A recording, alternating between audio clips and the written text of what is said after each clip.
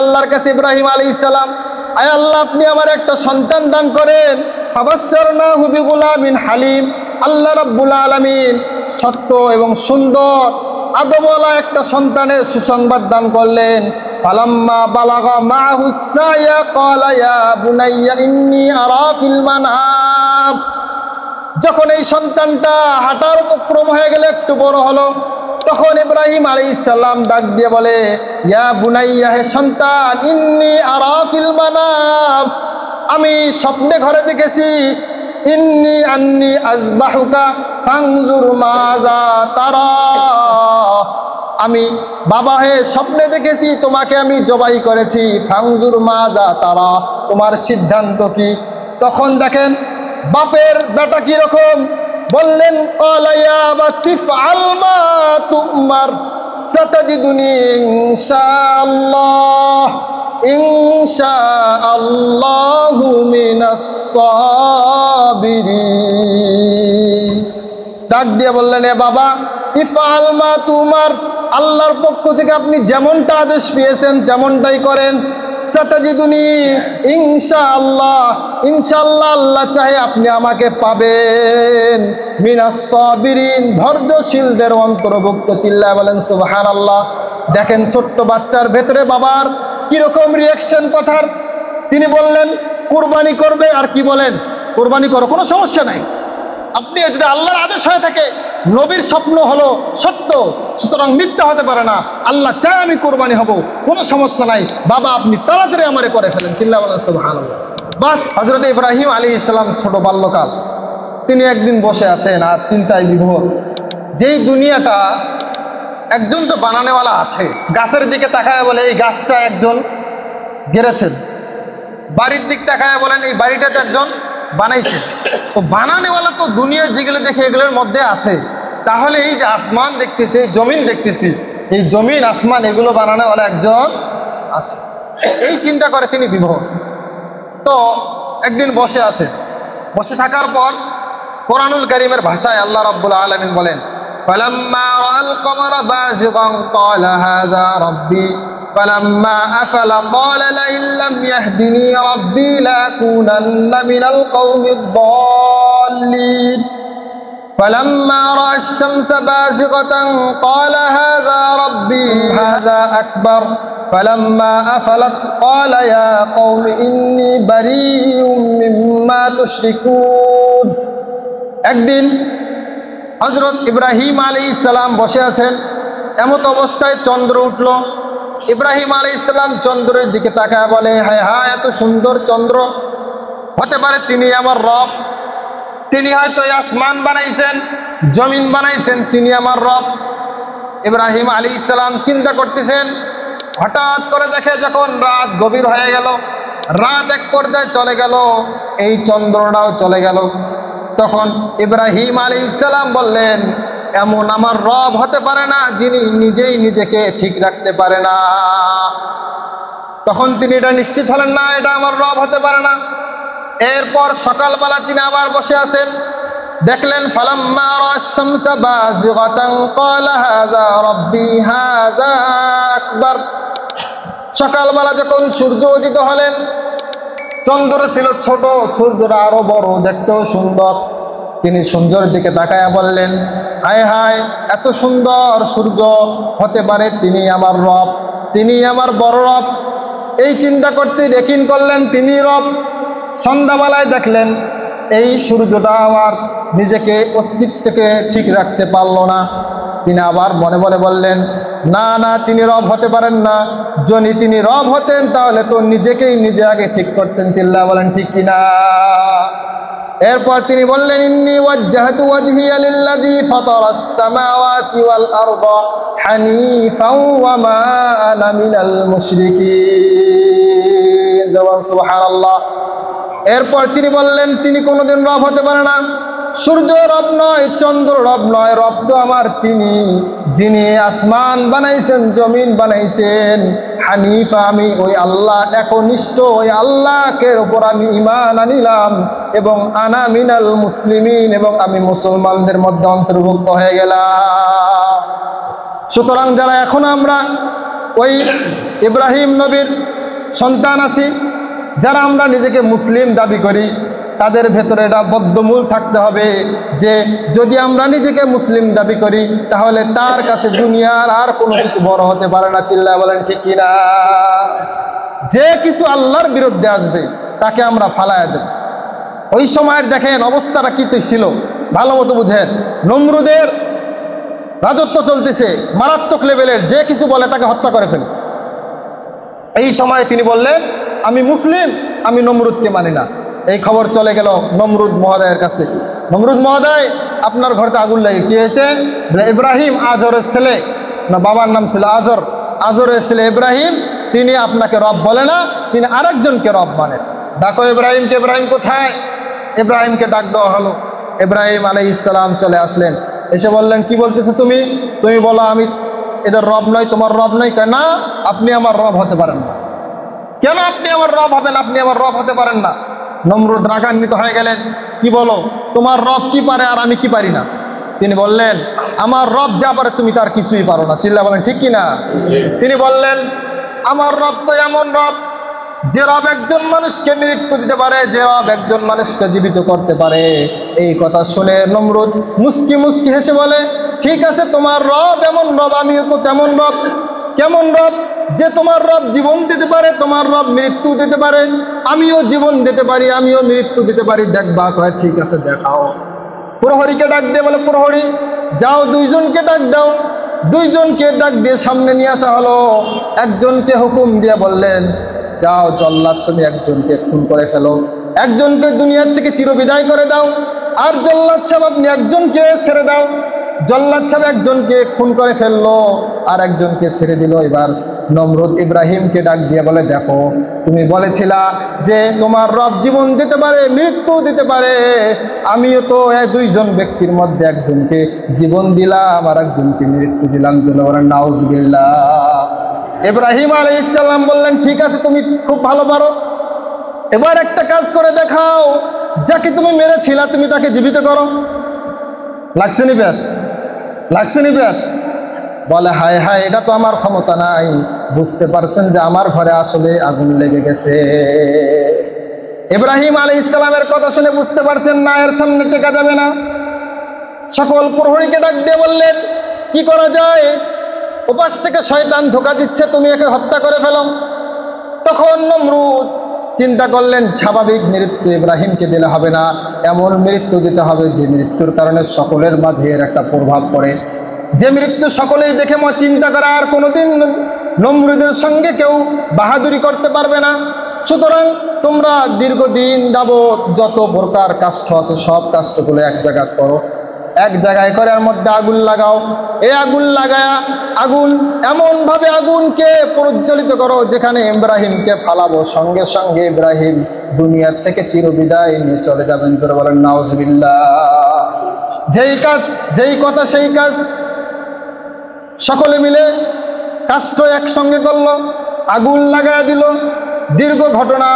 আগুন লাগানোর পর যখন ইব্রাহিম আলাইহিস সালামকে ওখানে নিক্ষেপ করবেন, নিক্ষেপ করার কোনো বুদ্ধি নাই, এত উঁচু হয়েছে, এত আগুনের তাপ, ওখানে নিক্ষেপ করার মতো কোনো শক্তি নাই। তখন তাকে বুদ্ধি দেওয়া হলো যে একটা চরকি বানাও, যে চরকি দিয়ে তাকে বাটুলের মতো চরকি দিয়ে লাফ মেরে ওখানে ফালায়া দেওয়া যায়। যখন বুদ্ধি দিল তখন বুদ্ধি অনুযায়ী কাজ করে একটা চরকি বানায়া ইব্রাহিমকে বেঁধে ফেললো।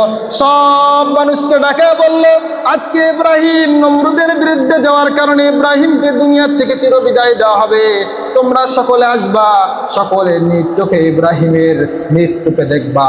সকল মানুষ চলে আসছেন, ইব্রাহিমকে চরকির মধ্যে চড়াইছেন, কিন্তু চরকি এত টান দেয় চরকি সামনে আগায় না। দূরে বলেন না সুবহানাল্লাহ। সকল মানুষ তাকায় আসতে, হায় হায় কি হলো? শয়তান মহোদয় উপাস থেকে ডাক দিয়ে বলে নমরুদ এত পেরেশান কেন?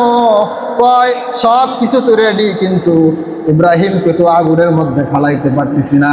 কয় কোনো সমস্যা নাই, আমি তো দুনিয়ায় আসছি সব সমস্যার সমাধান দেওয়ার জন্য, আমার কাছে শয়তানি বুদ্ধির অভাব নাই, টেনশন করিও না। একটা কাজ করো, সারাদিন যদি সব মানুষ মিলে তাকে নিক্ষেপ করো, নিক্ষেপ করতে পারবা না। কারণ কি? কারণ হলো এই চরকিটার মধ্যে হাজার হাজার লক্ষ লক্ষ ফেরেশতা চরকি ধরে টান দিয়ে রেখেছে, সুতরাং তোমরা সকলেই মিলে নিক্ষেপ করলে এই চরকি এক চুল পরিমাণও আগাবে না। কি করতে হবে শয়তান মহোদয় বলেন? শয়তান মহোদয় ডাক দিয়ে বলে ফেরেশতাদেরকে সরাইতে হবে। সরাইতে গেলে কি হবে? লাঠি মিছিল করবো? কয় না না, লাঠি মিছিল করে কাম হবে না। কি করতে হবে? কয় এই ইব্রাহিমের শরীরে যেসব কাপড় আছে কাপড়গুলো খুলে ফেলো। কাপড়গুলো খুলে ফেললে লজ্জায় ফেরেশতা এখান থেকে চলে যাবে। বলে বলেন না নাউজুবিল্লাহ। এই কথা শুনে নমরুদ কত নিকৃষ্ট জামানার নবীকে এখন কাপড় খুলে ফেলবে। আবার বললেন আজর কোথায়? ইব্রাহিমের বাবা তুমি আসো, তুমি নিজ হাতে তার কাপড়টা খুলে দাও। আজর সামনে এসে নিজ হাতে কাপড় খুলতেছেন। ইব্রাহিম আলাইহিস সালাম ডাক দিয়ে বলে হায় বাবা, আপনি কত নিষ্ঠুর বাবা। দুনিয়ার মধ্যে আমরা কত কথা শুনেছি, মায়ের কাছে সন্তান গেলে মা যদি মায়ের দেয় বাবার কাছে যাওয়া যায়, বাবা যদি মায়ের দেয় মায়ের কাছে যাওয়া যায়। আর আমি দুনিয়াবাসীর সামনে আমার কাপড়কে আজকে খুলে ফেলে উলঙ্গ করে দেওয়া হবে, আর আপনি আপনার আমার বাবা হয়ে আপনি সেই কাপড়টাকে খুলবেন? আপনি কত নির্লজ্জ বাবা। বলতেছে না বাবা, যাই বলিস কোনো লাভ নাই, কারণ আমাদের মহাপ্রভু নমরুদ সাহেব বলেছে, সুতরাং তোমাকে আমার দুনিয়ার থেকে বিদায় করে দেওয়ার জন্য কাপড় খুলতেই হবে। তখন নমরুদ বলল তাড়াতাড়ি খুলে ফেলো। খুলে ফেলা হলো। আল্লাহর কাছে ইব্রাহিম আলাইহিস সালাম ডাক দিয়ে বলে আয় আল্লাহ, দেখেন আমি কি লাঞ্ছিত, আপনি তাড়াতাড়ি আমার ইজ্জতকে হেফাজত করেন। আল্লাহ বললেন ফেরেশতা যাও যাও, তাড়াতাড়ি ইব্রাহিমের শরীরের মধ্যে জান্নাতি পোশাক পরায়া দাও। ফেরেশতারা এসে জান্নাতি পোশাক পরায়া দিল। জান্নাতি পোশাক পরার পর হযরত ইব্রাহিম আলাইহিস সালামকে নিক্ষেপ করার সিদ্ধান্ত হয়ে গেল। নিক্ষেপ করলেন, কিন্তু ওপাশ থেকে আল্লাহ রাব্বুল আলামিন আগুনকে হুকুম দিয়ে বললেন কুল্লা ইয়া নারু কুনি বারদাও ওয়া সালামান আলা ইব্রাহিম। হে আগুন, তুমি আমার ইব্রাহিমের জন্য এমন হয়ে যাও, অতি ঠান্ডা হইও না, ইব্রাহিমের কষ্ট হবে, আবার গরমও হইও না, ইব্রাহিমের কষ্ট হবে। সালামান সালামান, সুন্দর যেভাবে থাকলে ইব্রাহিম সুন্দর থাকতে হবে, এইভাবে ইব্রাহিমের জন্য তুমি ঠান্ডা হয়ে যাও। বাস ঠান্ডা হয়ে গেল। নমরুদ সাহেব কয় হায় হায়, এত আগুনের মধ্যে ফালাইলাম, ইব্রাহিম দেখি কোনো আরামে বসে আছে। নমরুদের মাথা গরম। আগুনকে বলে এ আগুন, কিরে কি আরামে জামাই আদর করতেছিস? জামাই আদর করতে ঠিক আছে, আপনি একটু আসি দেখেন আমার পাওয়ারটা। আল্লাহ জবান খুলে দিচ্ছে। বাস ওখান থেকে আল্লাহ রাব্বুল আলামিন নাজাত দিয়ে দিলেন। দীর্ঘদিন থাকার পর আগুন এক সময় বন্ধ হয়ে গেল। ওখানে দেখা গেল ইব্রাহিম আলাইহিস সালাম অক্ষত অবস্থায় সুন্দরভাবে জান্নাতি ফল খাইতেছেন আর দুনিয়ায় বসবাস করে বসে আছে। বলেন না সুবহানাল্লাহ। এবার ইব্রাহিম আলাইহিস সালামকে দেশ ত্যাগ করতে হবে, এখানে থাকা সম্ভব নয়। দেশ ত্যাগ করে বাইরে চলে গেলেন। ওখানে গিয়ে ইব্রাহিম আলাইহিস সালাম বিয়ে করলেন। বিয়ে করার পর এই বিবাহ করলেন, তেনার নাম হলো হযরত হাজেরা আলাইহিস সালামের সঙ্গে। বিবাহ হয়ে গেল, আল্লাহর আদেশ হয়ে গেল যে ছোট্ট বাচ্চা হলো। আল্লাহ আদেশ করলো যে তোমাকে আমি পরীক্ষা নেব, তুমি তো হলো খলিলুল্লাহ, আল্লাহর পরীক্ষায় প্রত্যেকটা পরীক্ষায় পাশ হবা, এই জন্য তোমার নাম দিয়েছি আমি খলিলুল্লাহ, সুতরাং তোমার পরীক্ষাগুলো হবে বড় বড়। তো আল্লাহ রাব্বুল আলামিন আদেশ দিয়ে দিলেন বিয়ে করছো তুমি এক জায়গায় থাকবা, তোমার ওই ছোট্ট শিশু সন্তান এবং তোমার বিবিকে তুমি আর এক জায়গায় রেখে আসো, যেটা হলো বর্তমানে মক্কা নগরীর মধ্যে। তা আল্লাহর আদেশ অনুযায়ী হযরত ইব্রাহিম আলাইহিস সালাম ইসমাইল এবং মা হাজেরা আলাইহিস সালামকে ওখানে রেখে আসলেন। এমন জায়গায় রেখে আসলেন, পানি নাই, মানুষ নাই, কিচ্ছু নাই, রেখে আসলেন কার জন্য ভাই? সবাই বলেন না কার জন্য? আদেশ কার? বলছেন কে? আল্লাহর জন্য রেখে আসছেন। বাস দুনিয়ার কোনো চিন্তা নাই, কিছু থাক আর না থাক, আল্লাহ আমাকে আদেশ করছেন সেখানে আমাকে রাখতে হবে। কারণ ইব্রাহিম আলাইহিস সালাম তো ছিলেন আনা মিনাল মুসলিমিন, তিনি বলেছিলেন আমি একজন মুসলিম। বাস সেখানে রেখে আসলেন, পানি নাই, কিচ্ছু নাই। মা হাজেরা আলাইহিস সালাম ডাক দিয়ে বলে এমন জায়গায় রেখে গেলেন, পানি নাই, কিচ্ছু নাই, কি হবে এখন উপায়? যা আবার হবে, আল্লাহর আদেশ, তোমরা থেকে যাও। বাস সেখানে থেকে গেলেন। থাকার পর দু একদিন থাকার পর একটু পানি খেজুর ছিল, যা সব শেষ। তখন ইসমাইল ছোট্ট শিশু, তিনি কান্না করতে শুরু করলেন। মায়ের মন মানে না, কেউ নাই। মা কি করলেন? শেষের নিজের জিব্বাটা, ভিজা জিব্বাটা ইসমাইলের মুখের মধ্যে দিয়ে বললেন, বাবা এটা চুষো। চুষতে চুষতে এক সময় দেখা গেল মা হাজেরার জিব্বার ভেতরেও পানি নাই। তখন হযরত হাজরা আলাইহিস সালাম ছোটাছুটি শুরু করলেন। একবার সাফা পাহাড়ে, একবার মারওয়ায়, দুই জায়গায় খালি দৌড়াদৌড়ি করতেছেন। একবার পাহাড়ের চূড়ায় যায়, আবার দেখে শিশু সন্তান কান্না করতেছে, আবার এদিকে দৌড়ায়, আবার ওদিকে দৌড়ায়, পানির কোথাও পাওয়া যায় না। মরুভূমির মধ্যে বালু চিকচিক করে, মনে হয় যে পানি, সেখানে গিয়ে দেখে পানি নাই। তখন তিনি বিভোর হয়ে গেলেন চিন্তায়, কি করবেন, খুঁজে পান না। তখন সন্তানের কাছে আসলেন। দেখেন ওই আল্লাহ রাব্বুল আলামিনের কাছে মা হাজেরার ওই দৌড়াদৌড়ি এমন পছন্দ হয়ে গেছে, আল্লাহ বলেছেন কিয়ামত পর্যন্ত যত মানুষ হজ করতে যাবে, যত মহিলা যত পুরুষ হজ করতে যাবে, ওই হাজেরার মতো ওই জায়গায় 7 চক্কর দিতে হবে। যদি না দেয় তার পরিপূর্ণ হজ হবে না। কেন হয়েছে এটা? আল্লাহর জন্য হয়েছিল। তার জিনিসটা আল্লাহ পছন্দ করে ফেলছেন, আপনার আমার জন্য ওয়াজিব করে দিয়েছে। তো এরপর যখন পানি কোথাও পাইলেন না, সে দেখে একজন লোক দাঁড়ায় আছে ইসমাইলের কাছে। ভাই আপনি কোথায় থেকে আসলেন? বললেন আল্লাহ রাব্বুল আলামিন আপনার কাছে আমরা পাঠাইছেন। আমি হলাম জিবরিল, আপনার কোনো চিন্তা নাই, আপনার পানি দরকার, আমি পানির ব্যবস্থা করতেছি। হযরতে জিবরিল আলাইহিস সালাম তার পাখা দিয়ে এক বাড়ি মারলেন। বাড়ি মারার সঙ্গে সঙ্গে সেখান থেকে পানির ফোয়ারা ওঠা শুরু করলেন। এমনভাবে দুজনে পানির পান করলেন, পরিতৃপ্ত হয়ে গেলেন। আল্লাহ রাব্বুল আলামিনের কাছে ওই আমলটাও এত পছন্দ হয়েছে, আজ থেকে কিয়ামত পর্যন্ত যত ভাজি যাবে ওই জমজম কূপের পানি খাবে, কিন্তু কোনোদিন এই জমজম কূপের পানি শেষ হবে না। জমজম কূপের পানি কখনো শেষ হবে না। লক্ষ লক্ষ কোটি কোটি মানুষ পানি খাচ্ছে, শেষ হচ্ছে না, অটোমেটিক পানি বের হচ্ছে। ওই সেই পানির ফোয়ারা হযরতে মা হাজেরা এবং ইসমাইল আলাইহিস সালাম যে পানি পান করেছিলেন, সেখান থেকে আজ পর্যন্ত আমরা ওই জমজম কুয়ের পানি পাই। চিল্লাহ বলেন সুবহানাল্লাহ। বাস দীর্ঘদিন হয়ে গেল। আল্লাহ রাব্বুল আলামিনের কাছে দোয়া করেছিলেন হযরতে ইব্রাহিম আলাইহিস সালাম, 3টা দোয়া। আল্লাহ আপনি আমার সন্তানকে রেখে গেলাম, এখানে আপনি খাবারের ব্যবস্থা করিয়েন, এখানে পানির ব্যবস্থা করিয়েন, এবং মানুষের মনকে আপনি এখানে ঝুঁকাইয়া দিয়েন, যাতে করে মানুষ এখানে আসবে, মানুষের বসবাস হয়ে যাবে। ইব্রাহিম আলাইহিস সালামের দোয়া এমন কবুল হয়ে গেছে, আজ পর্যন্ত সেখানে গেলে মানুষ পানি পায়। আজ পর্যন্ত সেই মক্কা নগরীতে গেলে মানুষ, এমন কোনো ফল নাই, এমন কোনো সবজি নাই যে সবজি মানুষ সেখানে গিয়ে পায় না, এবং এমন বসতি মানুষ বানায় দিয়েছে, মানুষ সেখানে যাওয়ার জন্য পাগল হয়ে গেছে। চিল্লাহ বলেন সুবহানাল্লাহ। এটাই ছিল ইব্রাহিম আলাইহিস সালাম। ইব্রাহিমের কাছে স্বপ্নের ঘরে আল্লাহ রাব্বুল আলামিন বলে দিয়ে যে আপনি আপনার প্রিয় জিনিসকে কোরবানি করে দেন। হযরতে ইব্রাহিম আলাইহিস সালাম 100 উট কোরবানি করে দিলেন। আল্লাহ রাব্বুল আলামিন বলে না না, হবে না, আপনার যে আরো প্রিয় জিনিস আছে, এই প্রিয় জিনিসটাকে আপনি কি করে দেন, কোরবানি করেন। আপনার জন্য প্রিয় জিনিসকে কোরবানি করা ওয়াজিব হয়ে গেছে।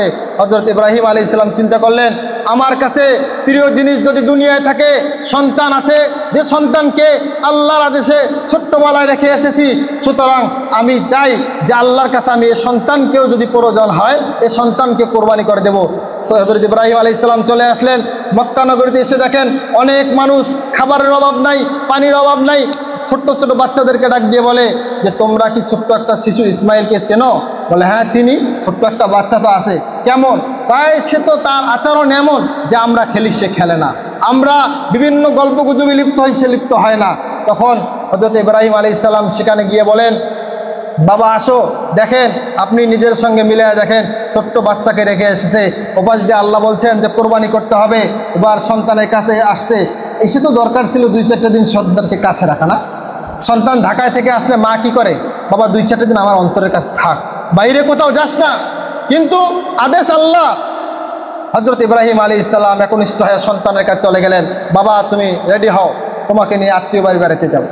ইসমাইল আলাইহিস সালাম কোনো চিন্তা ফিকির নাই, বাবাই বলছেন, বাবার সঙ্গে দেখা হয়েছে, বাবা ঠিক আছে রেডি হয়ে সুন্দর পোশাক পরায় দিলেন। মা হাজেরাকে ডাক দিয়ে বলেন, ঠিক আছে সন্তানকে রেডি করে দাও, সন্তানকে নিয়ে বাইরে যাব, আল্লাহর ঘরে যাব, আল্লাহর মেহমানদারি করতে যাব। হযরতে ইব্রাহিম আলাইহিস সালাম, ইসমাইল আলাইহিস সালাম দুইজনকে একসঙ্গে রেডি হয়ে আল্লাহর দিকে রওনা হয়েছেন।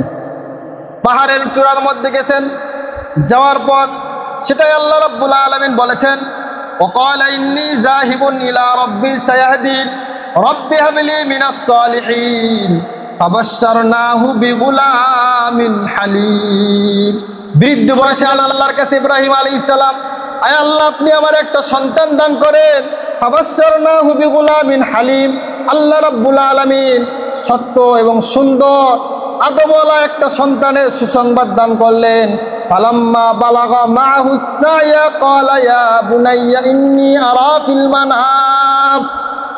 যখন এই সন্তানটা হাঁটার উপক্রম হয়ে গেল, একটু বড় হলো, তখন ইব্রাহিম আলাইহিস সালাম ডাক দিয়ে বলে, ইয়া বুনাইয়া, হে সন্তান, ইন্নী আরা ফিল মানাম, আমি স্বপ্নে ঘরে দেখেছি, ইন্নী আন্নী আযবাহুকা ফানজুর মাযা তারা, আমি বাবা হে স্বপ্নে দেখেছি তোমাকে আমি জবাই করেছি, ফানজুর মাযা তারা, তোমার সিদ্ধান্ত কি? তখন দেখেন বাপের বেটা কি রকম বললেন, ক্বালা ইয়া আবাতি ফাআল মা তুমার সাতাজিদুনি ইনশাআল্লাহু মিনাস সাবিরিন। ডাক দিয়ে বললেন, এ বাবা, ইফআল মা তুমার, আল্লাহর পক্ষ থেকে আপনি যেমনটা আদেশ পেয়েছেন তেমনটাই করেন। সাতাজিদুনি ইনশাআল্লাহ, ইনশাআল্লাহ আল্লাহ চাহে আপনি আমাকে পাবেন মিনাস সাবিরিন, ধৈর্যশীলদের অন্তর্ভুক্ত। চিল্লায় বলেন সুবহানাল্লাহ। দেখেন ছোট্ট বাচ্চার ভেতরে বাবার কিরকম রিয়াকশন কথার। তিনি বললেন কুরবানি করবে, আর কি বলেন, কুরবানি করো, কোনো সমস্যা নাই। আপনি যদি আল্লাহর আদেশ হয়ে থাকে, নবীর স্বপ্ন হলো সত্য, সুতরাং মিথ্যা হতে পারে না। আল্লাহ চায় আমি কোরবানি হব, কোনো সমস্যা নাই, বাবা আপনি তাড়াতাড়ি আমারে করে ফেলেন। চিল্লাহ বলেন সুবহানাল্লাহ। বাস যে কাজ, যে কথা সেই কাজ হযরত ইসমাঈল আলাইহিস সালাম ফেললেন। দীর্ঘ আলোচনা, হাত বেঁধে ফেললেন, চোখ বেঁধে ফেললেন।